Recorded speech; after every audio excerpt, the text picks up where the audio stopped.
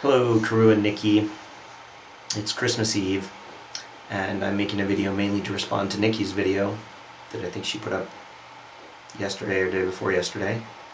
Actually, is there a date on this? It says, doesn't matter, 23rd, that's yesterday. So, Nikki, you put up a video and you talked about Christmas in Sun River. That's what my note says. So you're having Christmas in Sun River, which is really cool. I think you knew I was in Sun River for a GIS conference this fall, and I like going up there, down there. I guess it's down there from here, up in elevation, down in geographic direction. If you believe north is up.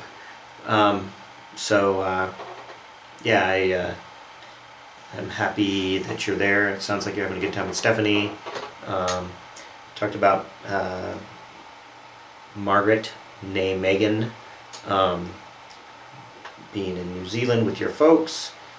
Sounds lovely. Glad I'm not there. I have a story to tell you about New Zealand, but I'll get to that later. Let's see. Oh, you talked about the Little Lion Man cover that I did, and the cursing in it.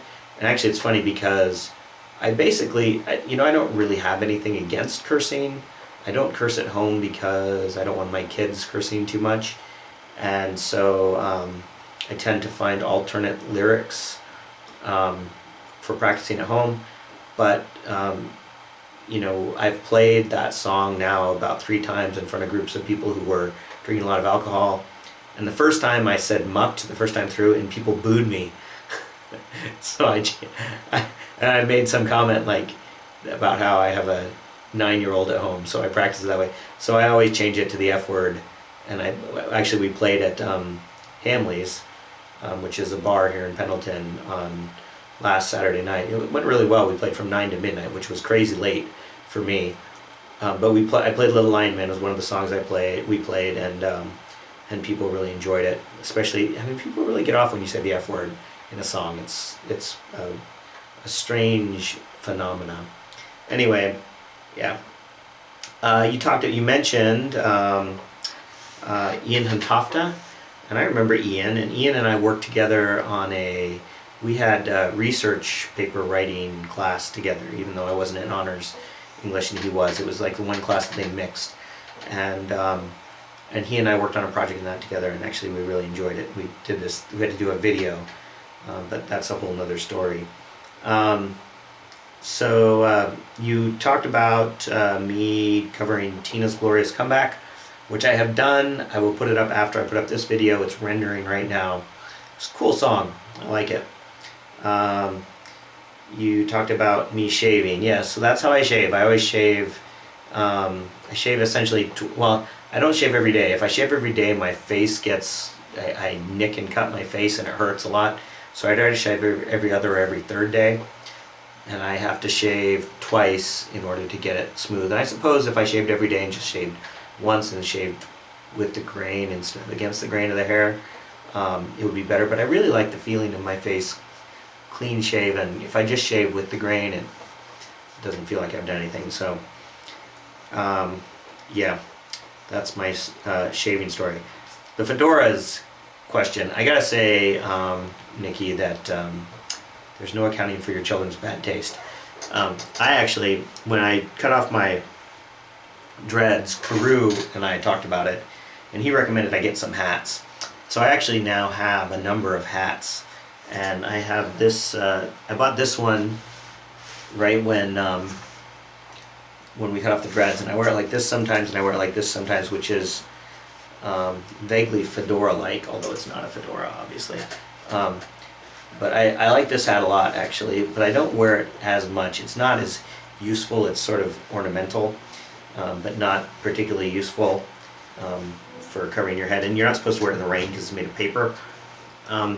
This hat, I bought at the same time, and I really like this hat.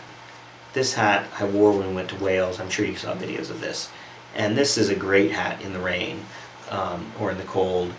And it's really comfortable. And Karu knows I bought this biking a skull cap to put on your bike helmet, And so I've been keeping that, and it's really small, it folds up. So I keep it in my raincoat, and we're outside. If I'm wearing this hat or another hat and my ears start getting cold, I pull out that hat and put it on underneath this. So that hat is a nice hat. Then I bought this hat at REI kind of on an impulse last summer before we went to Minot. And this is a great hat actually for sun, because it's got the wide brim. Somebody, Shanna Aflatuni, this friend of ours who I do singing stuff with, Baha'i, told me it looks like a Ranger Rick hat. But I really like this hat. I think it's awesome. And then for Halloween costume, actually I bought this other hat that I've been wearing. It's a waxed canvas hat. And I bought this fairly inexpensively at the local Buy Mart. And I've been wearing this hat actually when Sarah and I walk recently, because it's great. It keeps the rain off my head. It keeps the sun off. So yeah, I actually really like this hat now. I'm really digging on it.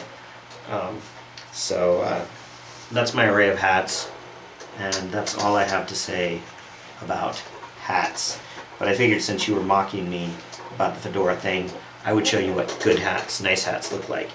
Because, you know, if any of your daughters like any of those hats, I can get them for them. Oh, you're talking about Margaret named Megan in being in New Zealand, and I actually was talking to a friend. You know, I've got a friend, we've got some friends, the Gagans, who live in New Zealand. We'd love to go visit them. Maybe we'd go visit Margaret too.